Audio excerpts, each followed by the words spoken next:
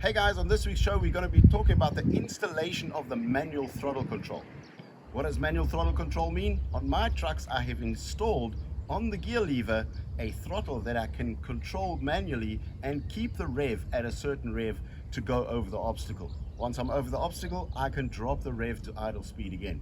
But not just that, I can say manually put my revs up to about 1,500, but I can still throttle up to 4,000 or 5,000 with my foot if I want to. And then once I take my foot off the throttle, it'll go back to the 1,500 unless I manually drop the revs back down to idle speed. So how does that work, you ask? It's actually very simple. Let me show you. Here we have a gear changing lever from a bicycle. It's a Shimano lever in this case, which is probably the most common one that's on the market, and it has click stages.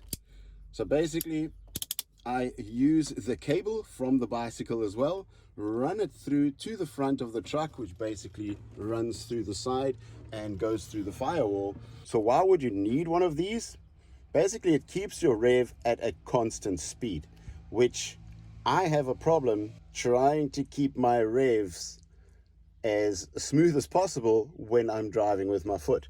So basically my foot, what I need to do most of the time, I jam my foot into the right of my truck so that I don't wiggle while I go over a rough obstacle.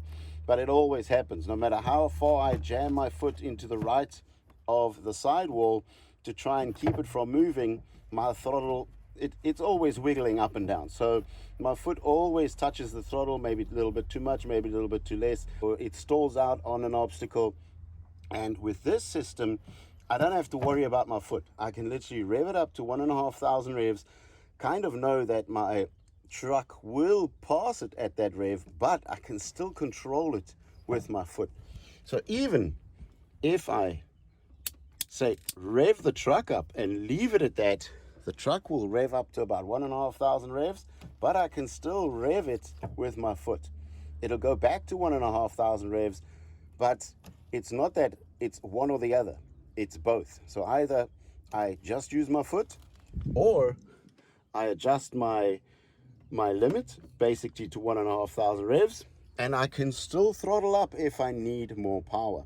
But this basically means I'm not gonna stall the truck out. I'm always going to have enough revs to get through the obstacles. Now this installation is fairly simple. So basically all you need is a shifter cable from the original bicycle, and you need a Shimano gear lever. Now you can pick these up fairly cheap at a bicycle shop brand new, or you just go to the scrapyard, or you go to your local dump and ask them if they have a few old bicycles. These are the ones that you're looking for. You're not looking for the ones that are in the actual handle. There are some where you change gears on the actual handle of the bicycle. This is the one that you're looking for.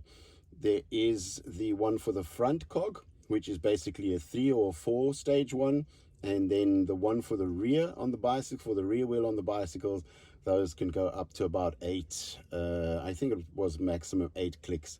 So this is the one from the front, which gives me quite a large throttle area, and probably it'll be better if you, let's say if you have a better fuel injection truck or anything, it'll be probably a better idea to take the one with less space or less distance in between the clicks. So this is the one for the front cog of a bicycle, which has only 3 stages. So let's get under the hood and see what's happening over there. So basically what you need to do, connect it to your gear lever and run the so-called push rod down underneath and run it past the firewall. And in the engine bay, the push rod comes out, and I've connected it to the throttle bracket, whereby this side is my normal throttle and the other side used to be the so-called choke, which was a vacuum system. On this engine I don't need it, or I don't need it in brackets because it's always hot and we don't really get below 0 degrees. So even if I have a fairly cold day, I can adjust it with the throttle cable or the manual throttle cable, and I kind of have my choke on a manual side like the good old days. So basically, if I throttle my if I use my manual throttle and I pull this back, let's say it'll just move a little bit back, I can still have the possibility to use the normal foot throttle. Let me just show you how that works. So this is my manual throttle, and this side here is my original foot throttle. I'm going to start the truck quickly. I'm going to pull the manual throttle up to 1,500 revs, and then I'll demonstrate that I still have foot control while I'm going over an obstacle. So let's set this to stage 3. 1, 2, 3. That is basically a stage that I run most of my obstacles that are a little bit with a higher speed, and the stage 2 is just over idle speed. So this will be probably between 1,500 to 2,000 revs. And let's go into the engine bay. So it now has pulled this lever back a little bit, but I can still use my foot throttle to basically control the entire obstacle, but making sure that I don't stall. So picking my rev up maybe to just over idle speed, or to 1,500, or even more to 2,000 revs.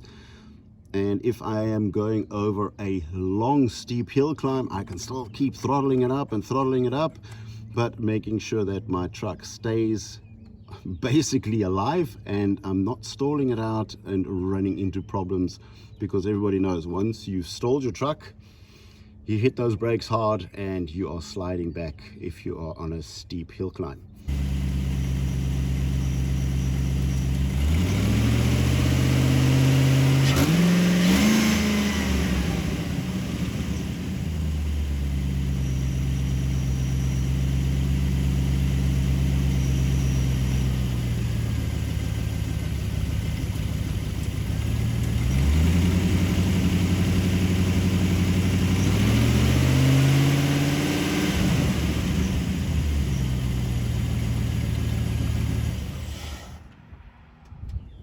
So that's basically it.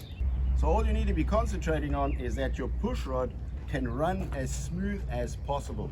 You don't want to be in a situation where the push rod is going over a very tight bend and you're forcing that push rod, and every time you try to get back to idle, your idle is going to be a little bit higher than normal. You want your push rod to be as straight as possible, just curving through up to the firewall, going through the firewall and getting attached on both sides. Both sides have to be fastened. Not that the actual push rod can move, only that the actual wire in the push rod can actually move freely. That way, when you throttle it back down to idle, the truck will listen and come back to idle. This is probably the easiest installation you can do, and it is probably the best one you can do because it makes your obstacle so much smoother and so much more controlled. If you're going uphill, downhill, everything just changes. It becomes a completely different truck. And with that, that's it for me for this week. Thanks for watching. See you next time. Bye.